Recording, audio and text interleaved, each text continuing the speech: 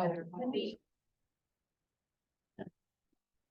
evening, everyone. I'd like to call the Plan Commission meeting to order on Tuesday, April 25th, 2023 at 5:30 p.m. Janelle, could you please take roll call? Bertle, Here. Gretzmacher. Here. Bell. Here. Schmitz. Here. Payne. Here. And Shampoo. Is she not here yet? Is not here yet. Oh, I had to park a half mile away. Is there a motion to approve the agenda as presented? I so move. Motion by Gretzmacher, Second. second by Bell. All those in favor respond with an aye. Aye. Opposed? Carried. Is there a motion to approve the March 2023 special meeting minutes as presented? So move. Motion by Kane, Second. second by Gretzmacher. All in favor respond with an aye. Aye. Opposed? Carried. Is there a motion to approve the March 28th, 2023 regular meeting minutes as presented?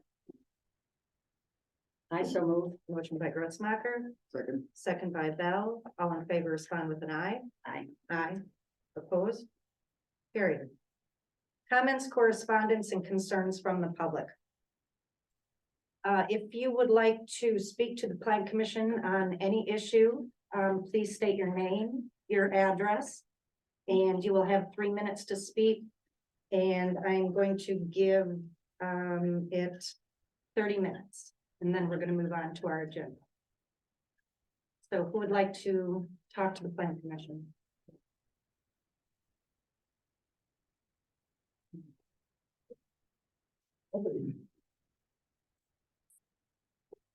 Okay. I'll speak. Okay, Mike. Laskowitz, 10813 Pheasant Court, Sister Bay, in 2006. I'm here to learn a little bit more about the intentions of the Planning Commission and their recommendations to the board, because I'm opposed to some of the proposals that are going to limit short-term rental. And my message is, I think the village has to be very careful in terms of cutting off our nose to spite our face. It was just about a year ago that we approved through referendum, I believe, or I'm not sure which legislative path was used, a 13% tax, hotel tax increase to increase marketing for tourism in the community. And at this point, these actions limiting the availability of short-term rentals, I think work in an opposite way. I don't have a short-term rental. I'm just an interested citizen who's concerned about the future of the community. Thank you, Mike. Anyone else? Yes, I feel strongly. please state your name and address. Sorry. Elizabeth Moriarty. I have, I own some property in Sister Bay. I also rent in Sister Bay, commercial. I rent in Ephraim. I rent in Bailey's Harbor. I rent in Sturgeon Bay. I rent in Liberty Grove. I rent all over because it's so incredibly difficult to find a place to buy here. Because as soon as anything comes on the market, it is rapidly swept up by interests that are subsequently able to buy without getting normal financing. So I'm watching my children unable to buy. I'm unable to buy. My friends are unable to buy, and short-term rentals are able to buy, and they are commercial enterprises. If it's somebody who actually lives there as a resident, awesome. Commercial enterprise, it's a special interest group that's allowed to be in a residential area, operate 100% as a commercial business in a way that no one else is able to. So I'm completely opposed. I think it's destroying our community, and the residents are rapidly getting racked up like cordwood living in barrack style housing because we cannot possibly compete with the short-term rental market. Thank you, Liz. Anyone else? My name is Eric Spahalski. Eric who? Spahalski. Okay, Along 2111 Western Ave, Geneva, Illinois. I also own property here in Sister Bay. I sent him a letter, but it's way longer than 3 minutes. So basically, in short, I'm not young. I have a young family, 2 kids. We purchased in Sister Bay because our plan is to retire here. Hopefully move here before then, based on the job market. But I think there's a big stigma around who actually is buying these properties. And yes, there's a lot of cash on the sideline, people that are actively moving and retiring. but renting is what allows us to be able to have the property here, so we can achieve our goals and dreams of the movie. Otherwise, we could not financially support two houses without that opportunity. So do we put our property in LLC? Absolutely, for liability reasons. But when we pull that property, I'm not a corporation. I'm a 38-year-old guy with the 10 and 12. Thank you.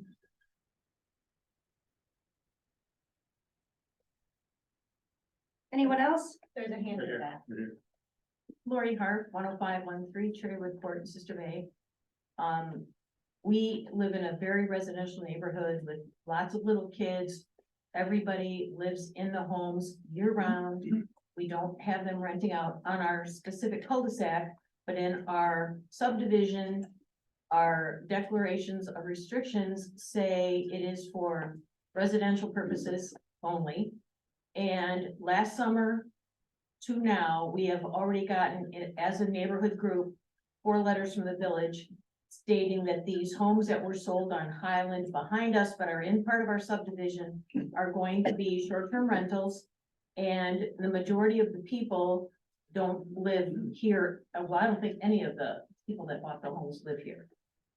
All I'm concerned about is that I think the village needs to put a moratorium on how many of these homes are being purchased as short-term rentals. I think it's kind of destroying the integrity of single-family neighborhoods where there's kids, there's activities, and there's several homes right behind us that every weekend the people are rotating in and out. We have no idea who these people are. They don't care who we are either.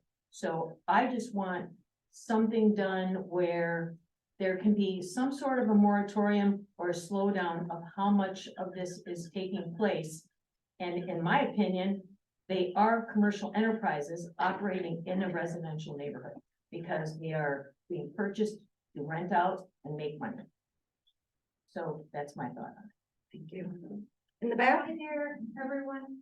Susan Caddy, 10767 Spring Road, How do you spell your last name? Cattey. Thank you. So, I totally empathize with both sides.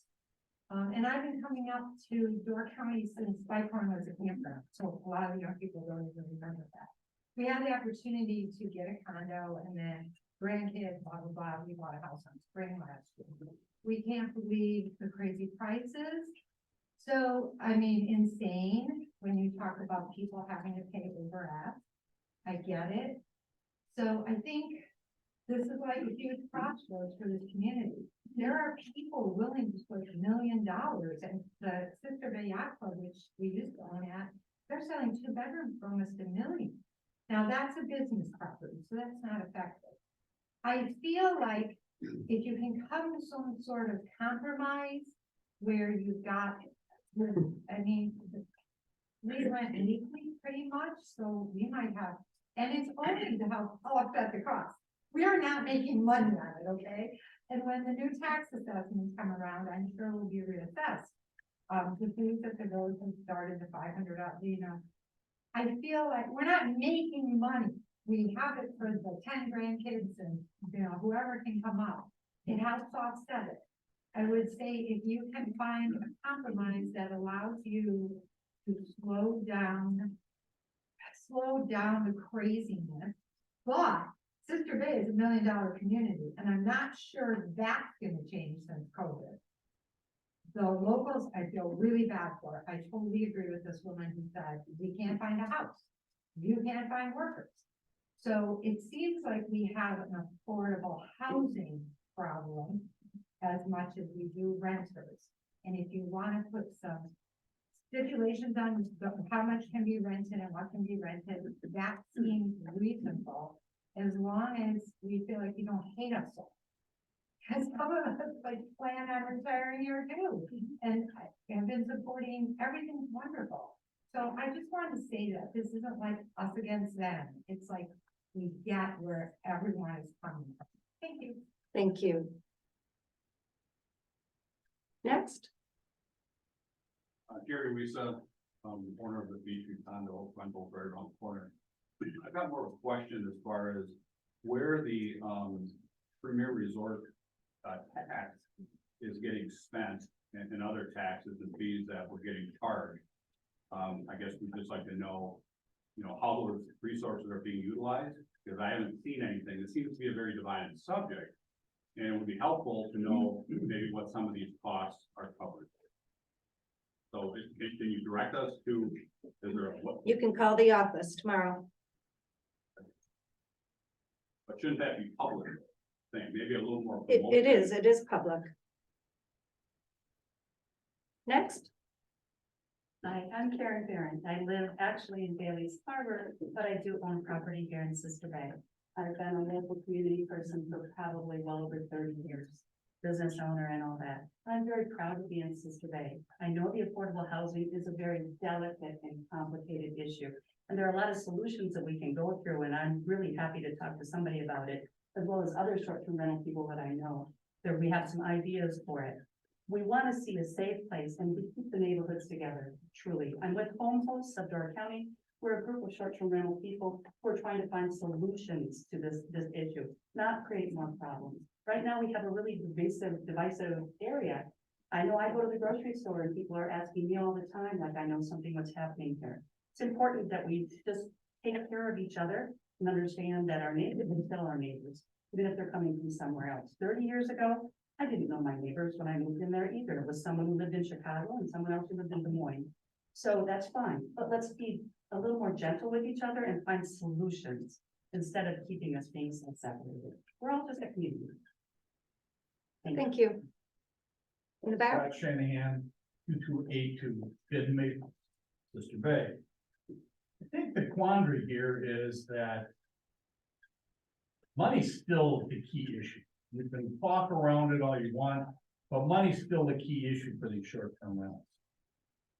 The problem that I have as a full-time resident with my wife is that the people that are occupying these homes on short-term rentals, I'm not saying all, but enough of them have no regard or respect for Sister Bay. They come here to party, they have a good time, they're rude, they're not considerate of the local guests, the local people that live here. Not to mention some of the pranks and things that they pull at some of the local businesses.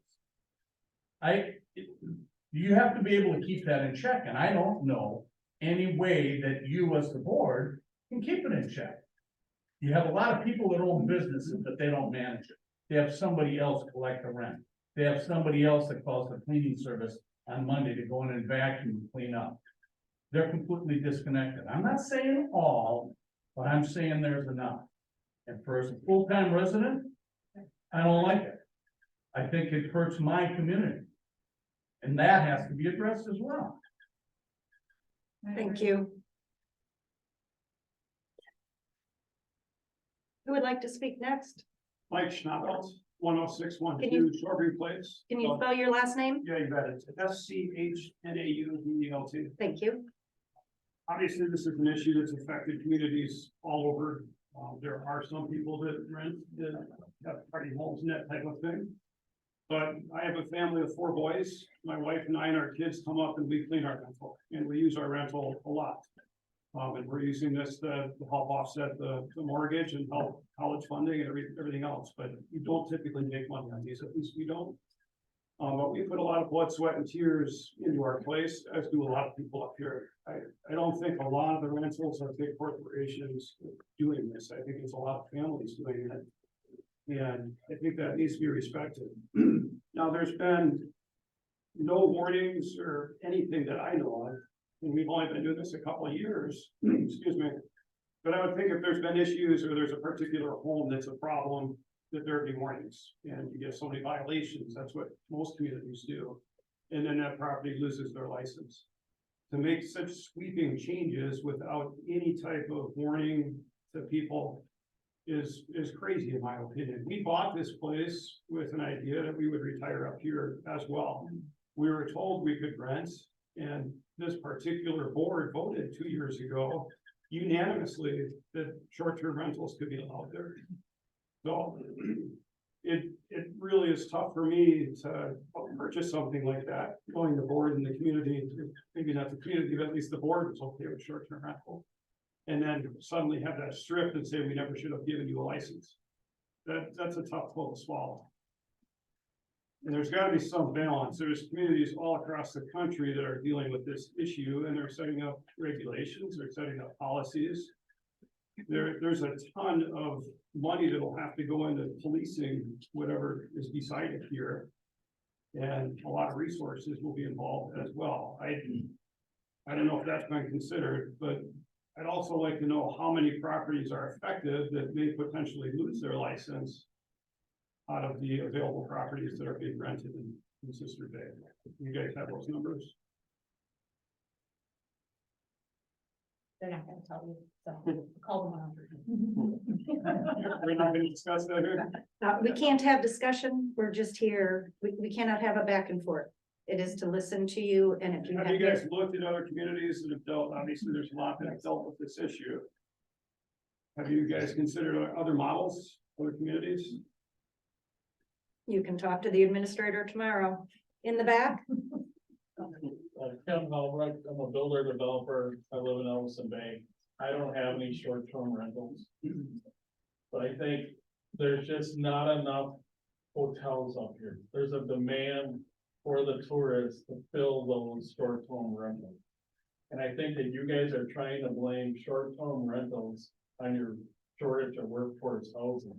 And I don't think that's fair at all. I agree. I have 3 short-term rentals where I live.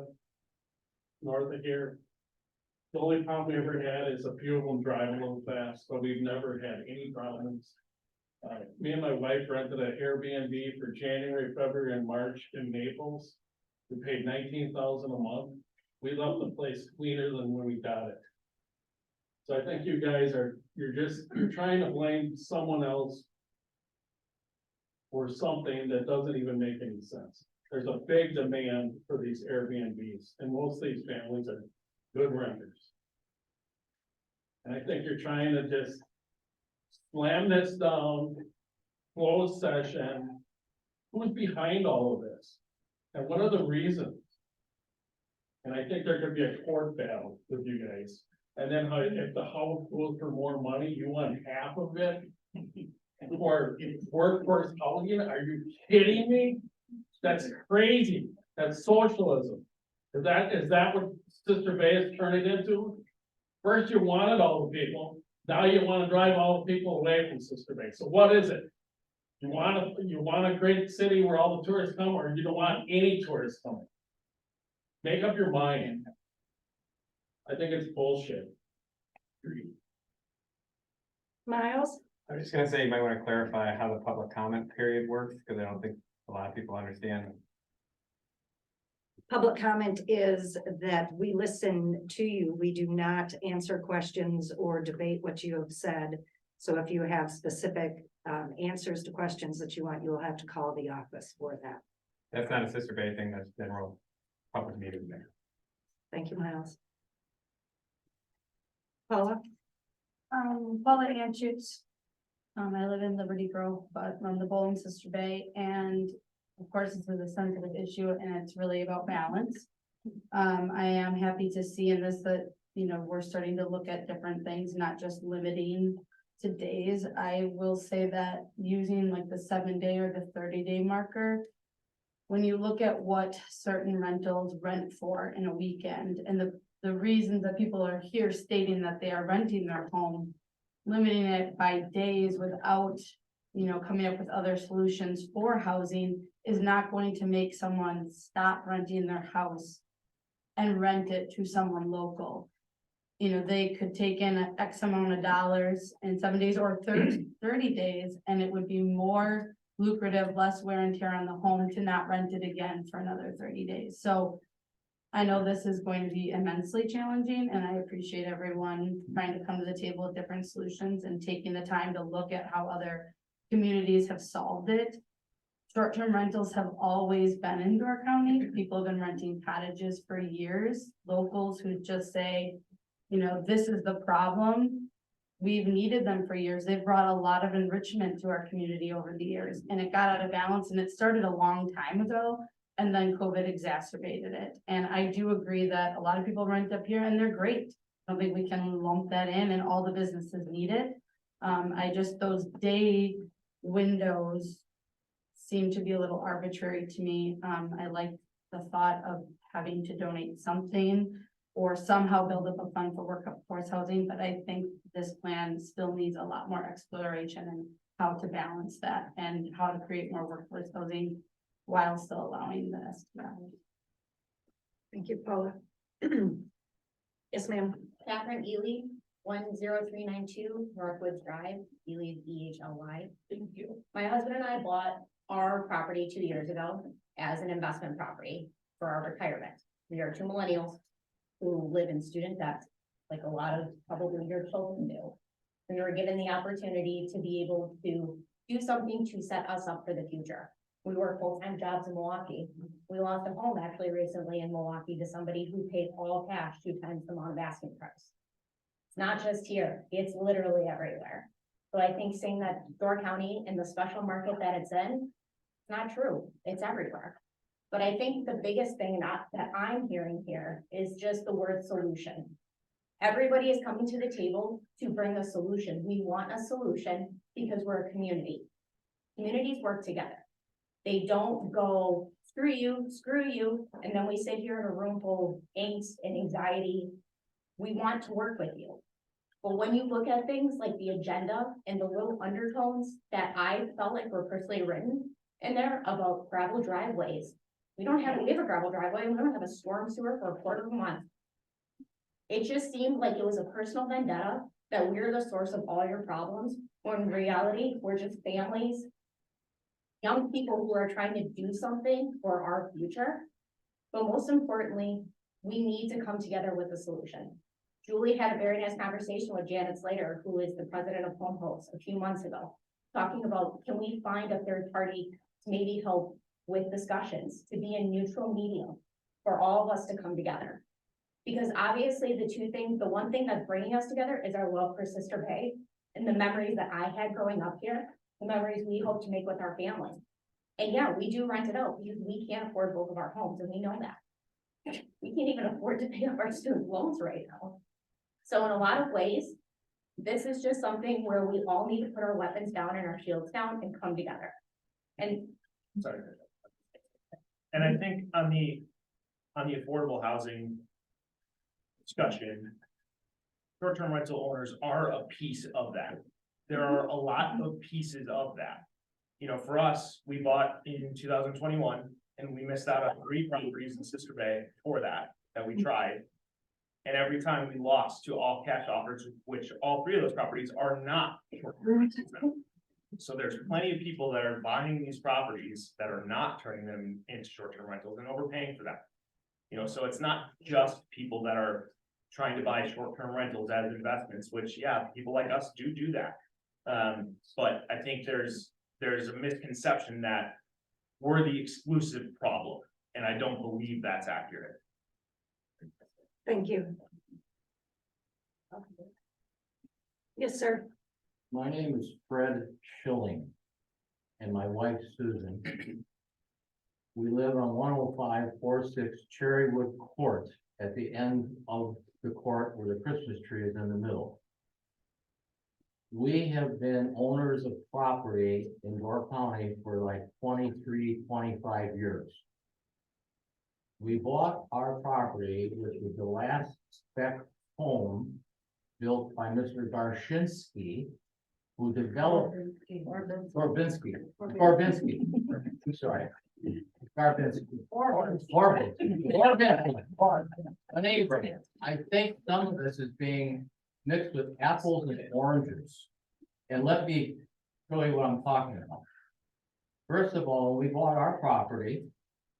He was a developer, I believe it was around 100 acres. And he put in all the roads, all the sewers, everything buried, okay? And he would sell lots and then assist in getting a builder, and he would draw plans, et cetera, et cetera. And our deed restrictions, when we bought, specifically said, this is a owner residential property. That's what it says. So I think the board, I'm assuming, might be mixing some different areas of apples and oranges here. Our specific area where what he developed said specifically that it was supposed to be for residential homeowners only. He also made some other specifications as far as garden shed sizes and things of that nature. And he had other restrictions within. I've noticed that the board, and I don't know how this happened and when it happened, but for some reason, my wife and I, we go periodically to Florida with our motor coach. So when we come back, I would park the motor coach in my driveway because it was too cold to work on it, and wash it and then put it in my storage building up at the tower storage, because I own the building up there. So I got a call from somebody telling me I had to get my coach off my driveway. There is no restrictions. When I bought the property, I specifically asked about that because I had a 30-foot boat on a trailer. I asked before I bought the home, can I park this here? I was assured by the seller who developed that entire subdivision, I would not have a problem whatsoever. Something happened in the last 2-3 whatever years that now there's this new ordinance that people are trying to dictate and shove down my throat that I can't do certain things with my property where I bought it. That's not right. That's not kosher. So I think you're mixing some apples and oranges here with other areas of development. Thank you. Okay, thank you. Yes, sir. Michael Surveys, Bailey's Harbor. Just gonna share a letter that I wrote. Thank you, board members, for taking the time to listen to our opinions. We all live in a resort community which revenue is driven by tourism. We all cherish this area with our hearts. Fortunately, Door County, along with many other tourist areas, have an extreme shortage of local housing. COVID has changed the dynamics of how we live. People are working from home more than ever. Door County has been very attractive to people wanting to escape city life. Do we limit the number of STRs, get rid of them altogether, tax them out of business? What would be the solution? Banning and taxing or otherwise tamping down STRs shrinks the pies. Shrinking the pie does not lead to a larger slice for long-term rentals. It's best to use huge tax income from a strong tourism economy to fund workforce housing. After all, when the success of a tourism town kills off cheap long-term rentals, that hurts everyone. Many towns struggle to maintain a workforce housing, but attacking the infrastructure that places high-spending visitors in the marketplace is not the answer. Banning STRs will not bring our low-income housing back. The housing will continue to get snatched up by second and third time home buyers, or high-income work-from-home families will continue to purchase them. Studies in other tourist areas have shown that when STRs are banned, the area turns into a higher-end housing. The not in my backyard theory takes effect. It doesn't turn back into housing for locals. Some areas are seeing price increases of more of an elite area. Plain and simple, let's use our tourism money to help solve the problem. How about as a community, we focus our attention on relaxing building codes for items like deed restricted areas for locals and housing requirements. I ask that you do not vote ahead on this restriction that you're proposing. I'm a member of Home Host, and we would love the opportunity to work together to come up with a solution. Thank you. Thank you. Is there anyone else? We have about 5 minutes left. Any follow-up? Nope. Okay.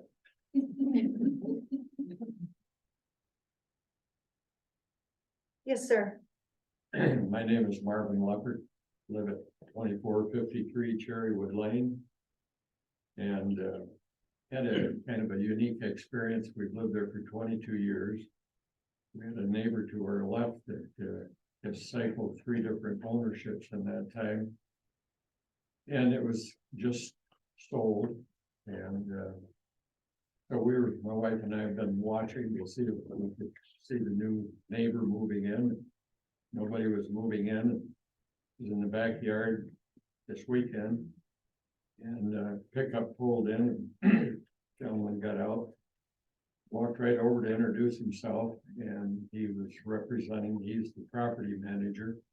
It's a rental property now, a firm out of Milwaukee. He was extremely courteous and assured me that any kind of problem, get on the phone, he'd take care of it immediately.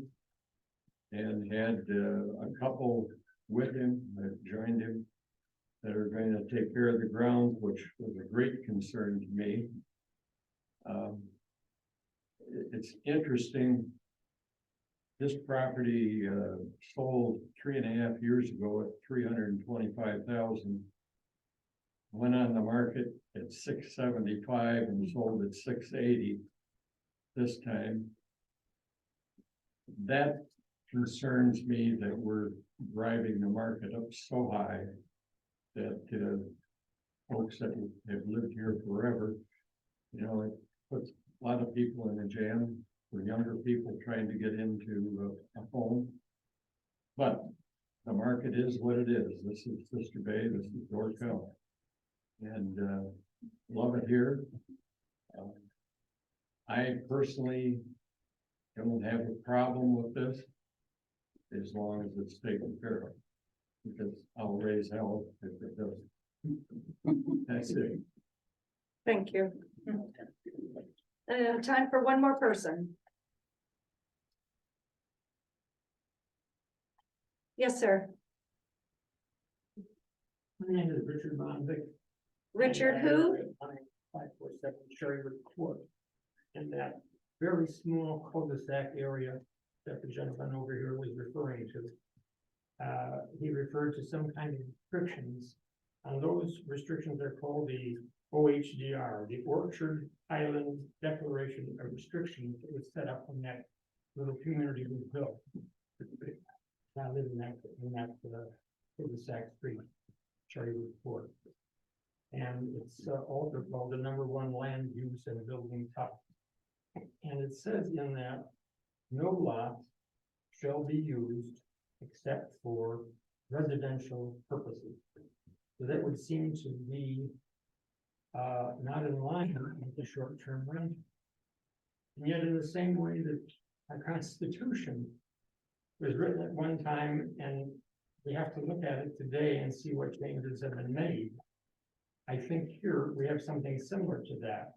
We have something that's come up that wasn't imagined when this declaration was made. According to the legal people that I've talked to about this issue, this declaration still holds true and can be defended. But I'm sure that there are STRs that have worked perfectly. And I think that needs to be looked at. I also have absolute direct information on STRs that didn't work so perfectly. And it was just crazy party time, loud music, wearing crazy stuff with a lot of people together. And when a resident went over and asked them to hold it down, they were told I couldn't repeat what they were told. So I think I see both sides of this issue. And in view of changes that have been made since long ago in Sister Bay, I think we need to do as some people have suggested. We need to get together and see what issues we can take that will solve both problems. But we have to agree on the fact that yes, some of these SDRs and verbos have worked, and in some cases they haven't. And I've heard people speaking tonight which just don't think that there's any problem with them at all. And there is for residents that have carting going on that's just insane next door and they can't stop it. So I would say let's all get together and see how we can work this out in the best way possible and go down the 2 lists of things that can be done. Thank you. Thank you. Okay, thank you, everyone. Okay. Item 6A, Preserving Foundations, Paula Anschutz, request to revise development agreement to allow for a walkout basement at 2387 Ava Hope Court. Julie? Did you want to mention that there was some correspondence, some letters received in the packets? You can mention it. Okay. There was some correspondence that was included in the packets. We had received an email from Laurel and Kurt Park. There was also an email from Patricia Plus. There was a letter in newspaper clippings regarding parking issues that was received from Ingrid Johnson. And then prior to this meeting, there were letters received from Dennis Lonstein, Mary Ann Kenny, Matthew Johnson, and Mary Dyson, I believe. There were also a series of emails and related photographs that pertain to Keith Garrett's request for preliminary review of the zoning map amendment. And all those documents were forwarded to the plan commission meeting, plan commission members prior to this meeting. Which we can't open, correct? Oh, I've got it all. Oh, do you? Okay, good. All open. All right. Thank you, Janelle. Okay, Julie. Okay, so, Paula Anschutz of Preserving Foundations, if you remember right, she received a development agreement, or she was offered a development agreement to move her fourplex onto the Ava Hope, lot. And she has not signed the development agreement yet. Instead, she has revised her plans, and so she is back before us to see if we will, accept her revision and then make a recommendation to the board to revise the development agreement so her project can continue. Basically, Paula would like to put a basement under the building before she moves it onto the property. And the basement would have 2 walkout doors. They would be on the north side of the property. I'm sorry, they would be on the east side towards the apartments. She has provided a drawing of it. It does still meet the height requirements. Her green space is good. Setbacks are good. We were not able to get the grading plan yet, but if the committee is inclined to move this forward to the board, we would want to make sure that it does not go to the board until we have an acceptable grading plan to make sure there is not any issues with the runoff, the drainage. I did, today I heard, from people regarding concerns they had with the project, and I think it was basically the drawing made it look too massive, I think. So I did contact Paula and let her know there was a concern. Basically, the thought was to restrict it to 1 basement door, or I'm sorry, 1 set of basement sliders instead of 2. And then, also not allow as much grading on the property that it would take to accommodate the 2 sets of double doors that are on there. I did share with you and put on the table what I did send to Paula, so she has seen this. Other than that, I am here to answer questions. Paula is here, so she can add anything to that as well and maybe explain anything that I forgot or missed. Paula, do you want to start off by saying anything? Sure. I thank you, Julie, for working with me on this so much. I do just want to remind you that, you know, it looks massive on this drawing, but from that first line up, everything was already approved. And the drawing is basically number 1 for access, but I thought the symmetry made it look more attractive. This will primarily be so that people who are renting here, I mean, as you know, I had to get a variance for the space. So there is no room for a shed. This is as big as it could be on that property. So I definitely need storage down there, something that, you know, a wheelbarrow can be wheeled out, they can wheel their bikes in, there can be storage. This is the only place that they could have access to laundry, would be down here. So that's the primary purpose of it. I did make, me being 10 feet up, all the lots that are platted on the south side of Ava Hope Court are 10 feet higher than the east property. So there is, and they're all built to be developed. There will be stormwater management that needs to happen. The culvert here is in the north east corner. So in order to direct water, I was told so Stan Tech is going to do my grading plan of Sturgeon Bay, and they have all this information. And they did say that gutters would be the most precise way to direct water. And it currently flows to the southeast corner and the northeast corner. So the biggest thing is making sure that the property is graded appropriately so that it continues to do that. From the building, obviously they'll pitch away and then it will pitch back up. I have 25 feet between, because I did move the building over to the west to create more space. And that way it can grade away from the building and then back up to create a space for that water to then run towards that culvert. So as far as like, I need to know, I know in the county, I think Sister Bay has it worded that you guys will deem when it is necessary to create runoff solutions. The DNR does not require runoff solutions for 1 acre or less. So that's something that Sister Bay has to determine, and whether or not you think this plan will control the peak flow of water to those two places. And if you think with the rain gardens and the gutters and the grading, it is enough to control that runoff. I think this makes this whole building way more user friendly for the 8 people that will be living there.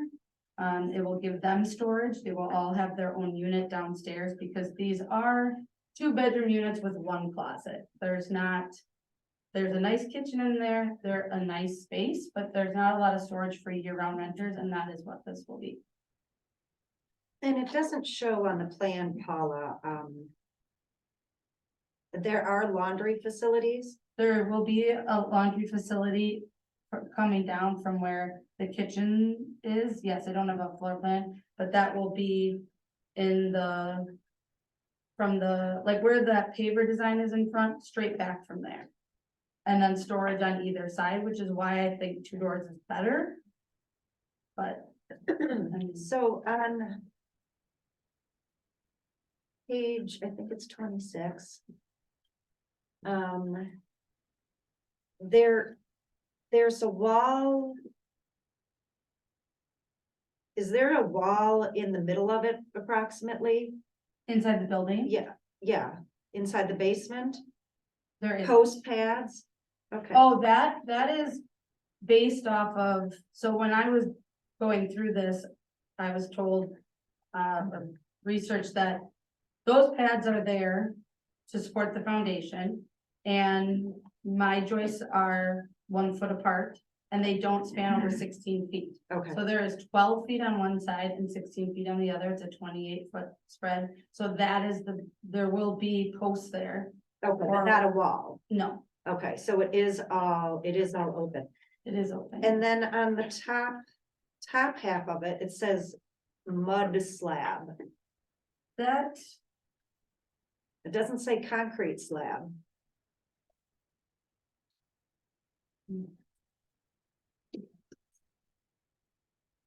I would have to clarify with Nick Carnitz, but he told me that, I mean, it is just going to be a concrete slab. So I'm assuming that's for something below it, but I would have to clarify. Okay. There'll be, And if you're going to have laundry down there, will this area be heated? yes, Okay. yes, the plumbing and, I mean, because I'll have to, the other purpose of this is to be able to have all the mechanicals there. Instead of, with the cabins and this, like everything was housed in each unit. But they were rentals before. They didn't need a lot of space for anything. And now these are gonna be 2 people in this space year round. So, I do have to say, I like this a lot better. I don't know how the rest of the plan commission members feel. I think it's less intrusive. I think will be less issues with water for adjacent property owners. I would think that it will be less expensive for you. instead, I mean, this is a huge amount of grading. And, my other question would be is, why is there one set of stairs coming from the first level down? What is the purpose for that? Having one instead of two. Or, Why do you need them at all? or accessibility, otherwise they'd have to walk on the grass, and if it's in the winter time, you know, this provides something that they can shovel to get there. The other thing I would say is both those options do look very nice. The only thing is they don't actually have the walkout option, which if this hill remains, like, I actually thought that this would help with runoff. And that is what I talked to, Skylar from Stantec about. Because if all the water does hit that hill, there's gonna be a 10-foot drop to the next. At least at this point, it's going to drop.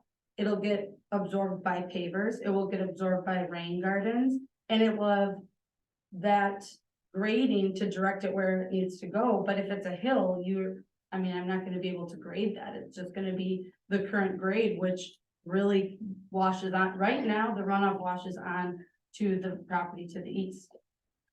So that, I thought this would actually help with all these measures.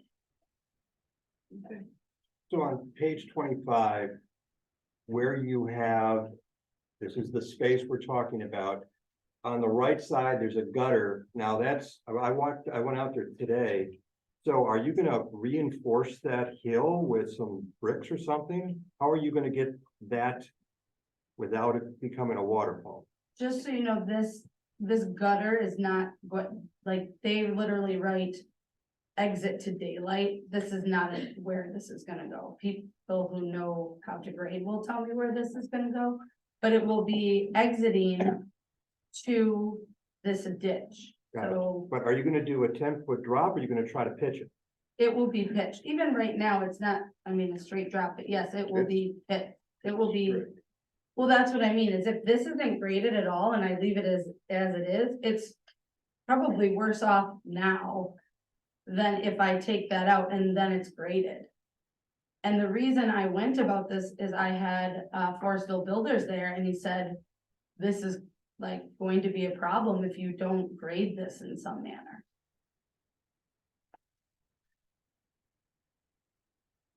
But you could still do this design and still grade, just different than what's in our packet and you're proposing. Correct. I would just Okay. say that those don't show, I do think if I'm going to do this on the side and spend the money to grade, I want people to be able to wheel their bike in. You know, I want to have it so that they can not have to carry it up and down stairs and any of their storage items. It would make it way less accessible. And I would still have to have stairs from the deck because they can't walk down the road, you know what I'm saying? Like, there has to be a way for them to get there. That's why I thought the steps connecting to those pavers and still leaving 3 feet of green space, that's required.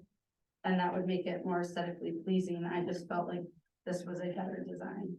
And that one set of stairs is going to be accessible to everyone. Okay.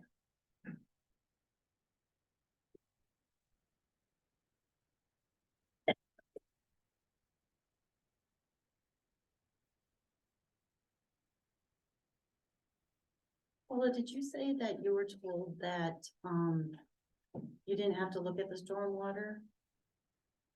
From, I thought you had mentioned that, the state said one thing and our rules, were different. the DNR requires, yes, they don't require stormwater plans or ponds or anything from anything less than an acre. Right. And our most municipalities, 151. it's like 4,000 feet.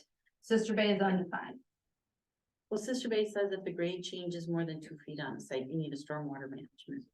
So that's where this is something you'd have to tell me if this is adequate enough. We cannot do that though, remember an engineer has to. do Correct. that. Like if my plan, comes back to you and they say, this will direct the water where it needs to go. And then Robert E. Lee agrees with that and signs off on it. that would. You know,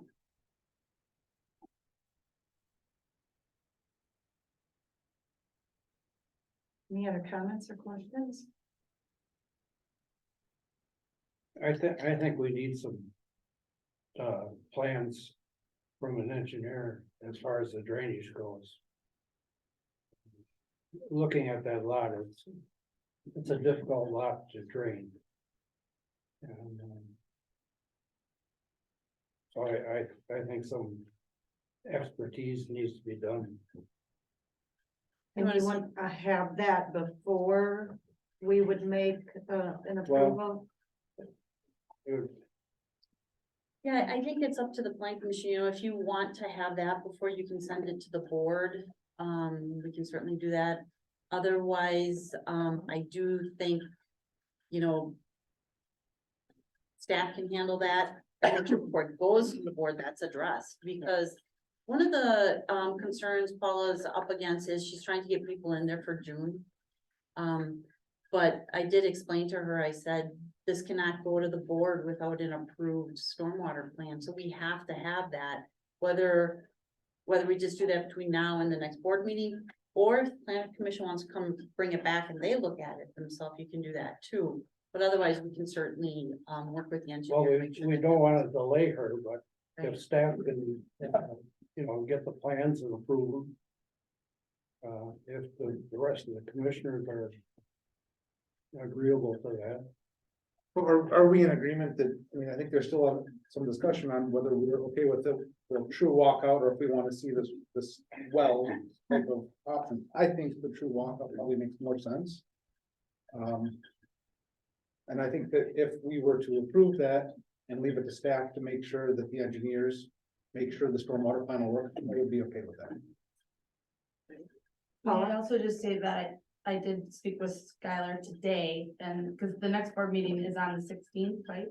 Or I believe so. it's early next month, and he did feel confident that he could have plans to be in time. He already did look over the lot, and he has like my foundation plan, my site plan, they have those AutoCAD files. So, you know, obviously. We do have to make sure there's room in there, so Skylar gets the plan, and then they go to our engineer. Yes. So there's 2 engineer reviews that have to happen before the 16th. Yes, and realistically, at this point, I did make the choice to wait to come here because there was a discrepancy on whether I had to come back anyway for a basement or not versus a crawl space. In the end, I decided this was worth the time since I was already, it's gonna be tough to get people in there in June, but I do have people that as soon as it's done are living in there. They will be living like with me and all my friends until that point. But Miles, actually, but my variance is only good till August 31st. So this has to get done by then, because that's the date the Board of Appeals gave me. Okay, I'm okay with the true walkout. I like that idea. And I think they landscape it correctly. It could be attractive.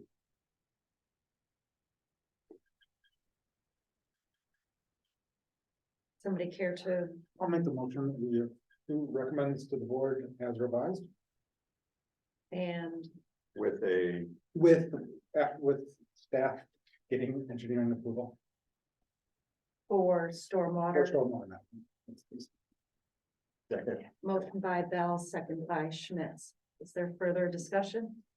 Yes. Can I just, Yes. recommend some changes to that motion? So, to address some concerns that staff had, the recommended motion was revise the originally drafted development agreement to allow for a walkout basement per plan submitted, subject to the condition. The basement cannot be used for living quarter purposes and is to be used solely as a non-commercial storage area for the maintenance of the property and occupants of the building. Allow for 1 set of stairs to be installed to access the basement doors. The grading be per the engineered plans reviewed by Robert E. Lee, which has yet to happen. Grading of the site to be per plans approved and verified by an engineer at Ms. Anschutz's expense within 14 days of occupancy or by July 1st, 2023, whichever date comes first. 2 rain gardens are to be installed and vegetated with plants from the list presented to the Plan Commission on April 26, 2023. And all other landscaping is to be per plans previously approved. Okay, David, would you like to rescind your second? yes. rescind your first. Would you like to make that I'll make motion? that motion. Okay. Second. Okay. That just said one entrance to the basement. No, this is per the plans received, so it would be the two entrances. Okay, all right. So it's, what that motion does is it makes it very clear that that development agreement is revised to reflect these plans, but still honors the old plans like the lighting plan and some of that other stuff. Thank you. Okay. All those in favor respond with an aye. Aye. Opposed? Motion carried. Get it done, Paula. Item 6B. Thor Johnson, conditional use permit preliminary review for recreational vehicle rental service at the mobile gas station property at 2571 Highway 42. Thor? Thor's not here today, so, I'll just do a quick summary and then, maybe his dad can chime in if there's more input needed, but. So what we do is when we have a conditional use permit, we typically require the person to come before us. So we can kind of look for any red flags or things we want to address before we go to a public hearing. It just helps them have a better plan, avoids issues and delays. So in this particular case, what Thor is looking to do is he's looking to rent some little vehicles called slingshots. And they go on the road, they're all approved for that, they're legal. And the problem is we don't have a category for recreational vehicle rentals. We don't have a category for anything like that. So it's being processed as a use not listed, which requires the conditional use permit. That also means there's no standards involved. So we have to look at what is the closest use and kind of determine those standards. So we've done that. One of the, this would occur on the Mobile One property. It would not interfere with the convenience store parking or the employee parking. The parking for it would be in a distinct corner, so to speak. He would have two of the vehicles displayed out by the Mobile One post, kind of advertise what's going on there. He has no signs proposed at this time. But what he would do is when he puts those two up by the sign, according to the code, it's considered an outdoor display. An outdoor display has to be within 20 feet of the building, so that's not practical here. So we'd have to, give a waiver on that. But Can I stop you right Sure. there? So therein lies my concern. That if we waiver that, so close to the highway. I mean, it's really far away from the building. What are the unintended consequences? And who else then will ask for a waiver to be similar? And is that not what signage is for? I think those are great concerns, and that's why we're meeting. I'll pass that on to Thor, and he can maybe look at his site plan to see if maybe there's a different location to put the little cars. And then consider signage as well then. I'll let you carry on. So that was pretty much it. Just wanted to say the parking meets plan. There's no on-site sales. He doesn't sell these vehicles. They're leased where you can run around for the day or the weekend. Patrons do, he does require them to go into the building though, because he teaches them safety, like here's helmets and this is what you do. So there's that little protocol, lets them drop off safety gear inside the building, which when you go in the building, there's a convenience store and there's an old former gift shop. So he's going to be occupying that area there. Other than that, it's pretty straightforward. You drive up, you rent this little car, you park on the lot. When you bring the car back, you park it, he cleans it, and somebody else rents it.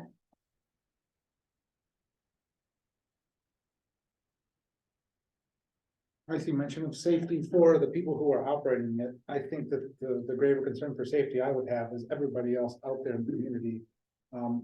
I would love to see something. I'm not terribly comfortable with this use. I think there were some valid concerns you had about like rental downtown. I think some of those things, some of the same concerns are only amplified with this because of the speed and the use there. It would be great if we could have him have something more concrete than what he's going to do for training on this, because these are dangerous vehicles to not operate properly. And that's great that the people who are operating them are gonna have a helmet, but let's think about everybody else outside that helmet. So you're looking for, when you present for the conditional use permit, more information on safety for the public as well as the. Yeah, focus on the public. Yes, Patrice. I might be in the minority on this, but I'm concerned about the direction that the village is going with maybe adapting rental of these cars there. It's gonna be one of the first things they see when they come into our village. How noisy are they? Is it gonna create more traffic, which we're having a hard time with as it is? Also, you know, as a village, maybe this is the time we should think, in what direction are we going? Are we going to be a nautical waterfront community with character and history? Are we gonna be more like the Dells, renting out these little cars? Is it gonna morph into renting out motorcycles? Is it gonna morph into renting out sports cars or other type vehicles? You know, in my opinion, mind, I could see, you know, we should be really be going in the direction of like Charleston, South Carolina, with more history. I could see, you know, the right kind of vehicle, open tour, carriage, bus, whatever, instead of going into this direction. And I hate to see Sister Bay starting to turn into kind of amusement park feeling. And I love Al Johnson's and I'm a big fan of them and the family. It's nothing against them. It's just that I just don't like how this looks. You know, how big are these cars? And what's it going to open the door for if we, you know, offer that waiver? Thank you. Is the waiver for the placement of the vehicles? Yeah. Okay, I just wanna make sure. On page 43, where it shows, the other 6 vehicles parked. I don't think he's meeting the setbacks there. He'd have to be pulled back further. That would have to be a condition. I mean, on his site plan, he's showing them right up to the property line, Right. but we know they have to be set back. And then my other concern would be, depending upon how those 6 or possibly 8 vehicles would be parked, what is the distance between the corner of the building to the vehicles for cars going around the building? Yeah, so it's kind of hard to tell when you look at this plan, but you can see like little marks, I think, delineating the lane there. Yeah, but he's got. I want dimensions. Sure, definitely. And we can tell him that, you know, could there be a better design for that where he's parking those cars? Absolutely, but my point is there is room there. So, and we can have him come up with a better parking lot or better design, I mean. And also showing the aisle width to make sure cars can go through there. Okay. We can do that.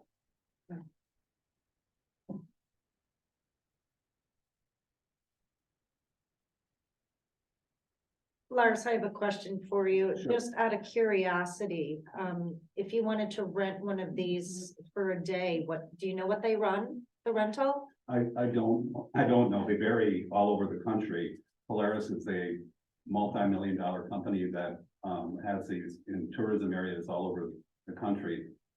Lake Geneva, Eagle River, even a rental in Green Bay and in Milwaukee as well. If you just look around the state, they vary in price and they vary by the hour. Okay. So it depends if somebody's renting it by the hour or half a day or a full day. Okay. It's no different than renting an Avis car or rental car. It's Okay. absolutely no difference. And it gives you the opportunity. But I mean, if I'm hearing some direction from the board that perhaps you don't want it in Sister Bay, I believe we can get an over-the-counter permit in Liberty Grove.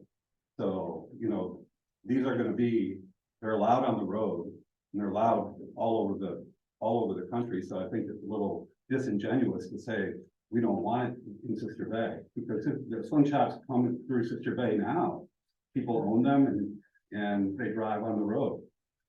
Thor is just offering an opportunity for people that would like to rent them and take a drive up to the island or through Peninsula State Park or the back roads or the main roads. A little more fun. Yeah. Okay. And you don't need a motorcycle license for these. They're completely legal.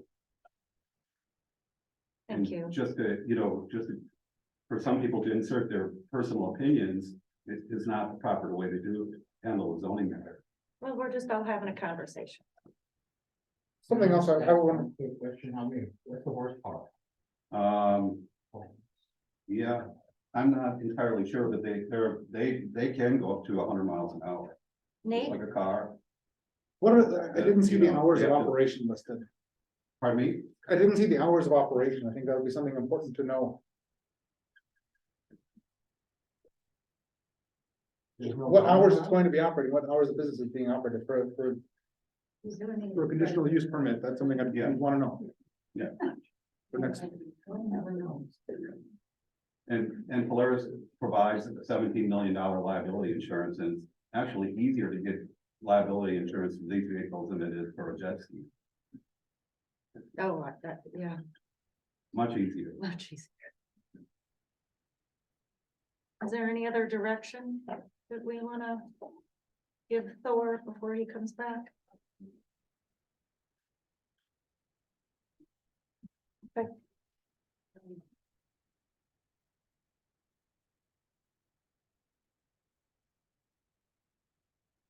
All right, item number 6C, landmark real estate and development preliminary review map amendment.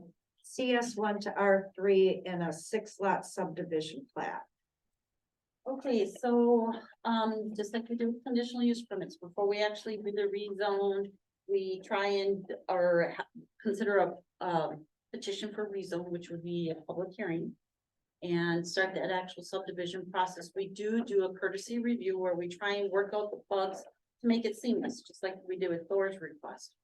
So with this one, we have, two parts to it. One, the applicant would like to rezone the property from countryside to R3.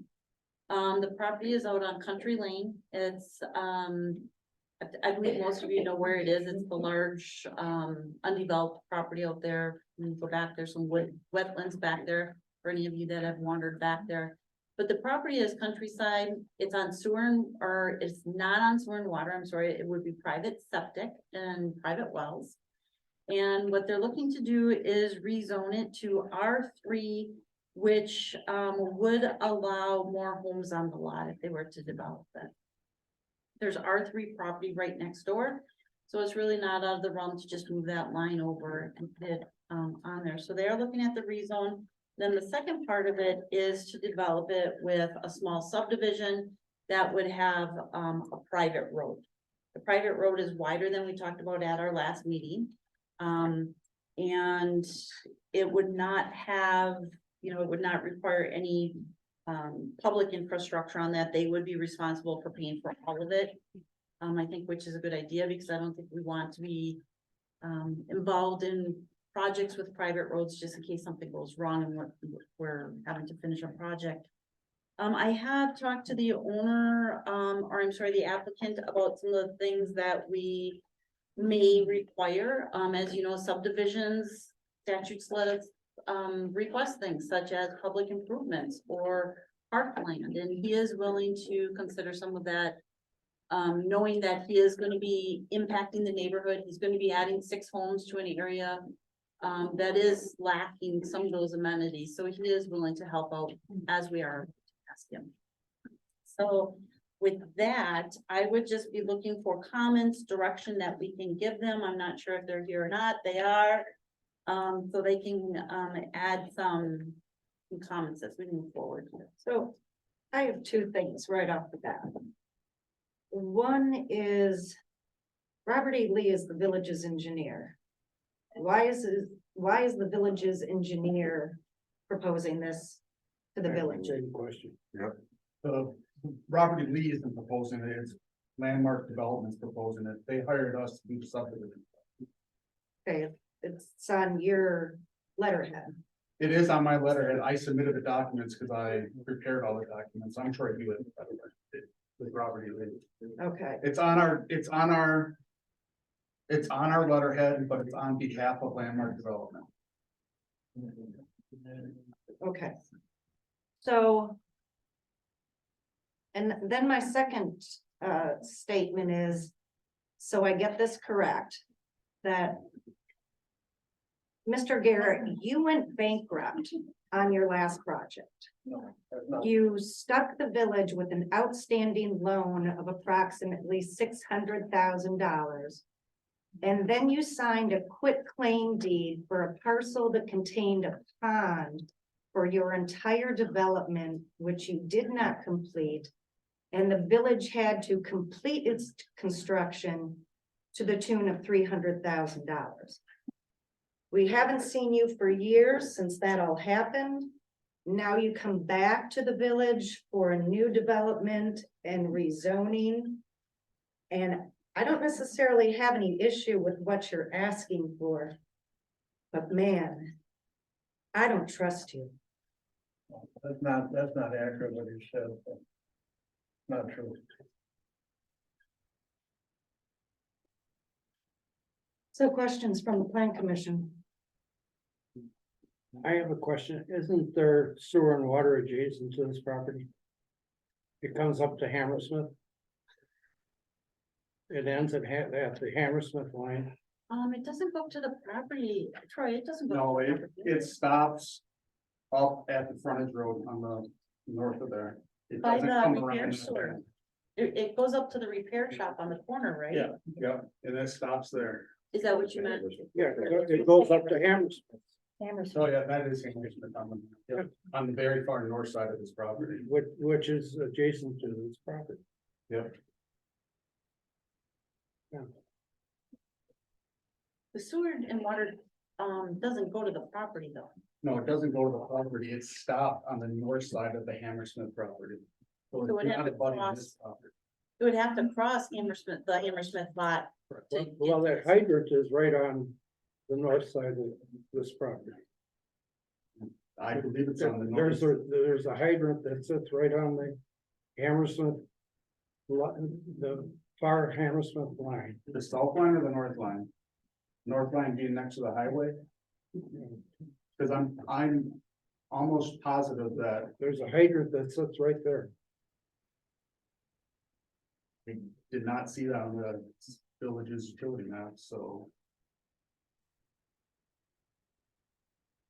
And your point, meaning. Why aren't we making them put sewer and water in there?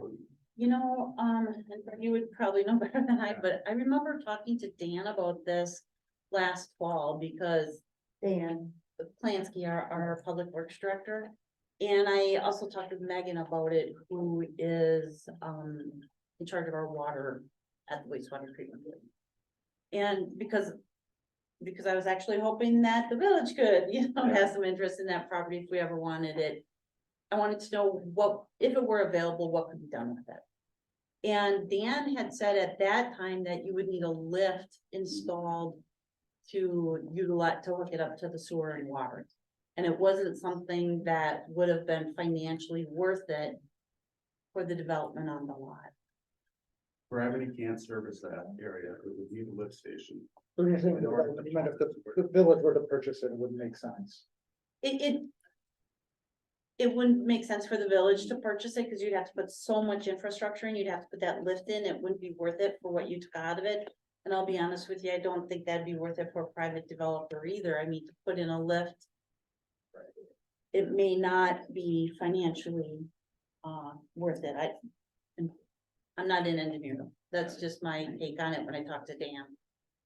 So as of 3 o'clock today, this seemed like a good proposal to me. But then when I saw those last emails from the person across the street. Yeah. I That did not see I did not those. see those. it's basically a pond, it's a seasonal pond area. Now, there's a part of me that says, if this man who I wanted to ask a question about wants to buy a parcel that's wet, I don't know if we should stand in his way or not. However, since we're looking at rezoning it for private septic, which means either tanks or perk or mount systems, does the plan commission want to say, we don't think this is a viable? Can we say this is not a viable property? Those pictures were pretty damning, I must say. In terms of how much water is there. I did not get those at 3 Well, o'clock. he even said that somebody used it, as they used to go ice skating there in the Yeah. winter. Janelle sent out Oh, it's from Janelle. I thought it was from him. Okay, Oh, I'm excuse sorry, me. yeah, there were, Okay. Janelle put out the last minute pictures. And then at some point before we go forward, I do want to understand what our position would be in doing business with the gentleman again, after what happened before. Nothing. I cannot hold that against him. Can I respond about the water issue? Sure. So George and Holt, they're an environmental company, they went out here and they did a wetland delineation. And the wetlands that are shown on the map are actually DNR delineated wetlands. Anything else can be designed and water, so that there's no ponding, no drainage would actually increase if it was, a private road was put in through there. Designed to the Village of Sister Bay details and standards. It's all feasible land to build on. I can provide a report from George and Holt if it is necessary. And when was that delineation done? Last year. 2022. And this is what it looks like now. You can see the low areas on the map. Our code would not say that prevents a property from being utilized for residential development. We would just dictate where it can go on that. Right, I figured, I mean, at some point, if they think they can fix it, they've got to be able to tell us they're not gonna be in that wet, right?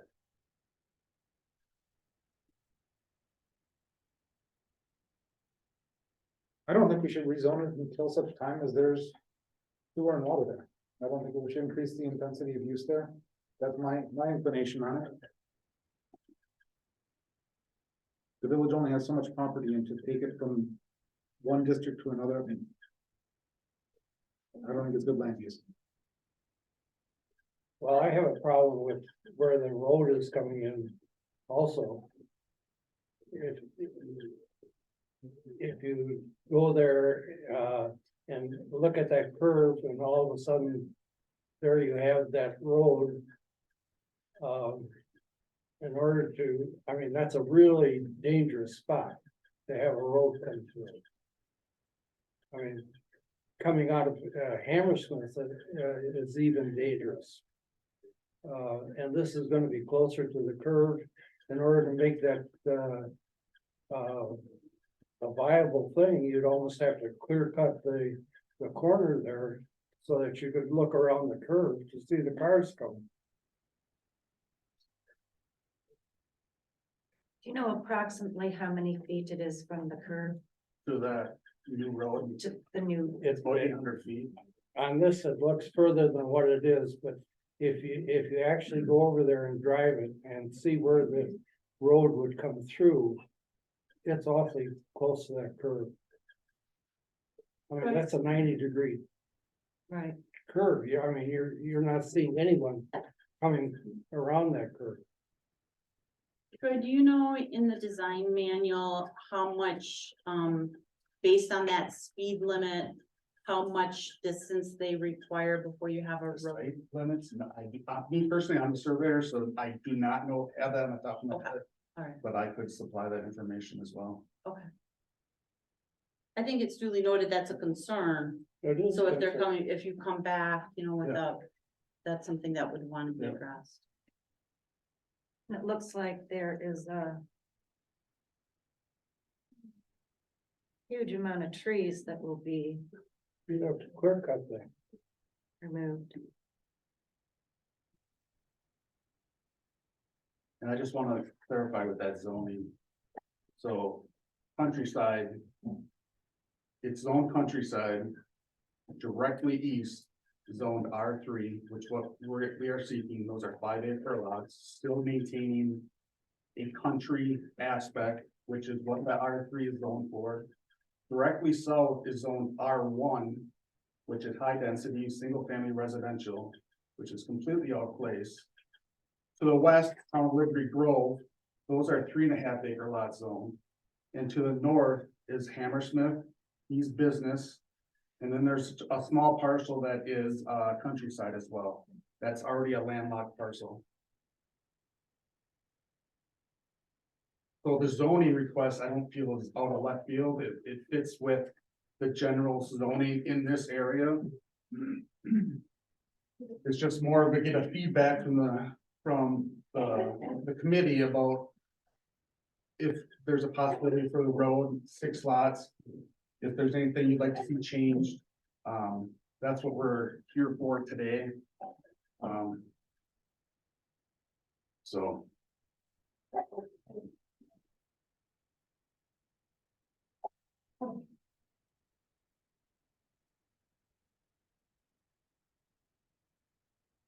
If this does happen, I'd like to see an easement on the country lane side, so we do have an off-road trail there.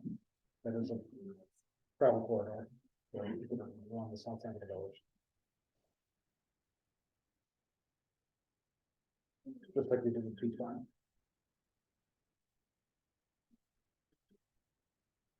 We did, require an extra or wider lane be paved down there.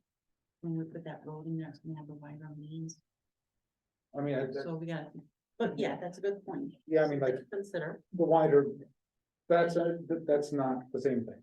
Those are two different issues you're addressing. Okay, so I have accessibility concerns with the curve, wetlands, wetland protection, tree removal. Make provisions for easements.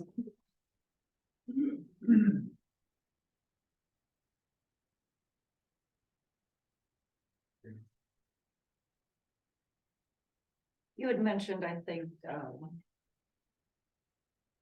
something about parks in your report. Yeah, so that area has developed with a lot of homes. There's not a park out there, so. You know, there is a concern when you add even more homes, so I had brought that up to them and said, you know, by statute, when you develop subdivision, you can. Request the developer to contribute to a park or install a park, and he had indicated he was willing to do that. We didn't talk Which about one? numbers, but that is something that would have to, and we could talk about that now, as well. What?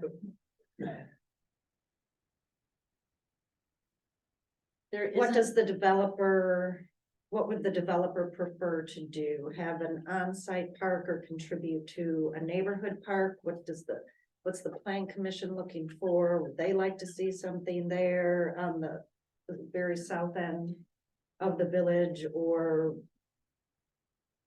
a park someplace else in that southwest quadrant? The village does own property at Eva Hope in Northwoods. That is not the southwest. And that is the southeast quadrant of the village. So there is property there, to develop a property, but I do think, yeah, do you have any thoughts on what that would be? Well, we would do, a fee in lieu of land, if you wanna do a park fee in lieu of land. We're gonna do that, or any type of trail system, or whatever, donate to your park, whatever you want us to do. So you would prefer that versus setting aside some property? Whatever you want, we do whatever, either way. There's enough property there if you want to park a smaller place to do that.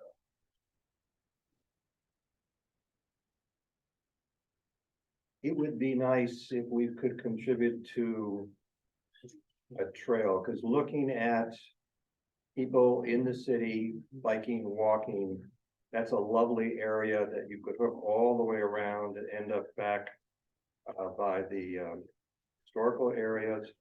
It would probably be neat if we, instead of a park, some sort of a pedestrian slash bicycle trail. And that's basically our, that they're south or the west, I get turned around where north is, whatever that road is. Is that, you consider that the southwest part of the city? Yeah, okay. Yeah, I think Country Lane was something that we identified under. That would be, recreation. yeah, Is an important part of. it can link to a lot of different things. So a trail would be more of a priority in your mind. Correct. I don't disagree. Okay, I'd like to call it a multi-use map. That's generally what goes best for grants. Okay, so any other directions so they can come back next month or the month after with formal petition? I don't have anything else. Okay, I'll see you next month. Thank you. Before we move on, can I ask one question? Is, we're supposed to come back next month with additional information, or are you having the hearing? He's gonna have his hearing. So hearing them. Okay, do you need a motion then to schedule that hearing? Because we have to publish that in the paper. We don't need a motion on, he already applied for it, so now we'll just schedule it for a public. So let's go next meeting. Okay, item number 7A. Consider a motion to convene into executive session pursuant to Wisconsin statutes 19.85 sub 1 sub G to confer with legal counsel for the governmental body who is rendering oral or written advice concerning strategy to be adopted by the body with respect to litigation in which it is or is likely to become involved regarding short-term rentals. Motion by Berto, Second. second by Bell, roll call, Shampoo. Here. Bell. Not here. I'm sorry. Yes. Came late. That's okay. Berto, yes. Yes. That's Smacker, yes. Yes. Okay. At 6:58, we will go to closed session. We are going to remove ourselves from this room. Head to another room.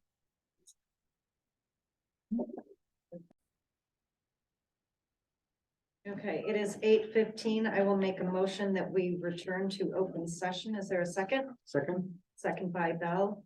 Roll call, Shampoo. Here. Yes, yes. Bell, yes. Berto, yes. That's yes. Brett Smacker, yes. Yes. Okay.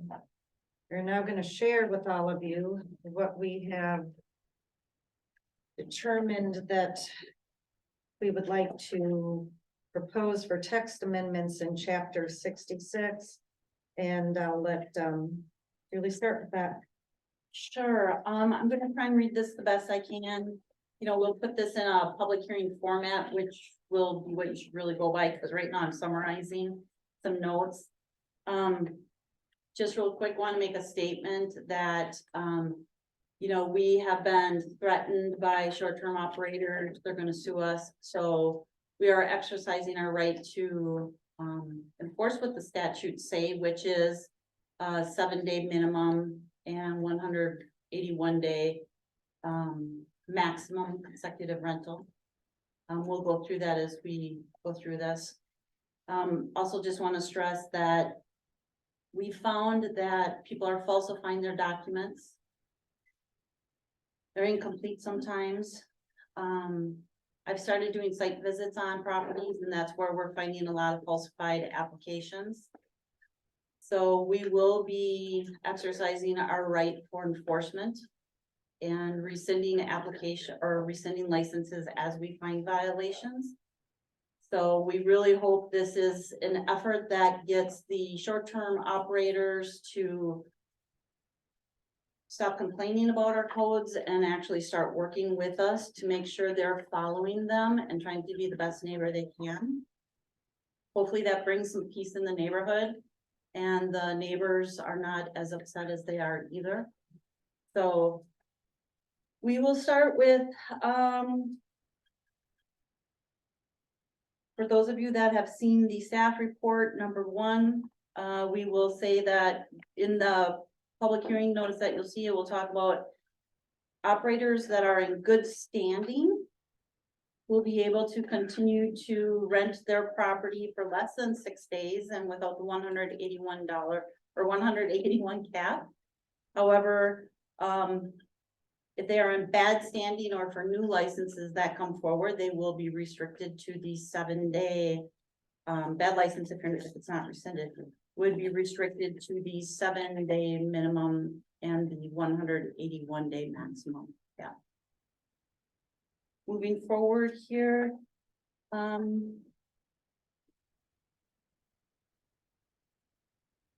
For short-term rentals, we will be putting in a grandfather date on short-term rentals in the single-family zoning district. Just to make it very clear when, for those of which properties would have the 7-day minimum and which ones would have a 181-day maximum. In the R2 zone, the condominiums as you know, we've had a lot of condominiums that were operating in violation. They're not going to be treated as violation if they've operated in violation because they weren't allowed. They're going to be allowed now, but they are going to be restricted to the no more than 20% can be rented. They're going to be restricted to the 7 days and the 181 consecutive day limit. As far as what we refer to as, I think that was that on that one. For our 2 condominiums that were approved by development agreement and given specific authorization for short-term rentals, there will be an exception for them as was described at the last meeting. That's what we would move forward in the public hearing.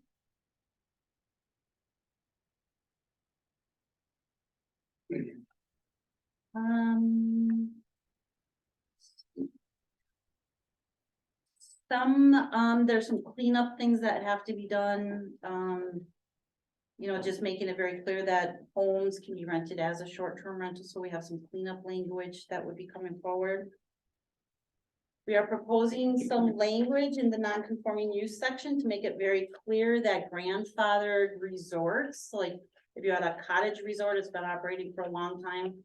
Right now, there's gray areas how those are regulated, so it would be cleaned up to make it very clear that if they are indeed non-conforming use or predated the code, they could continue to operate as a resort. We would come up with specific language for those non-conforming uses, calling them multiple occupancy developments. There's the multiple occupancy development short-term and long-term that addresses that and takes care of by how they're treated. We talk about non-conforming uses cannot be intensified without bringing certain things into compliance with the code. Also moving forward, you would see language on parking where a short-term rental, and there's an exception if you're in a condo, right? Because you're limited to the number of condo parking stalls you can have, but otherwise you are going to be limited to 2 stalls in the garage and 2 in the yard, which is what is expected for a single family dwelling. And if the state says you're a single family dwelling, then we're going to impose single family dwelling rules. Julie, you mean driveway? I thought you said yard. I'm sorry, driveway, no parking on the road, on the road, and require the driveway to be paved as we do in other areas as well.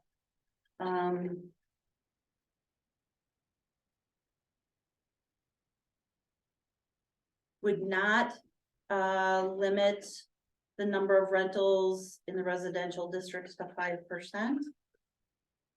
Would not require a contribution to the housing fund.